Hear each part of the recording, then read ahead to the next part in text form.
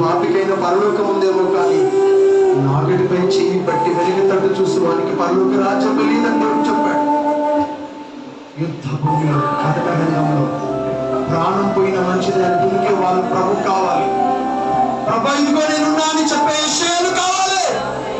నన్ను పంపు ప్రభా అని చెప్పేవాళ్ళు కావాలి. తమ్ముడు, నిన్ను కాపాడుకునే ప్రయత్నం చేస్తున్నావా? నీకేం కావాలి?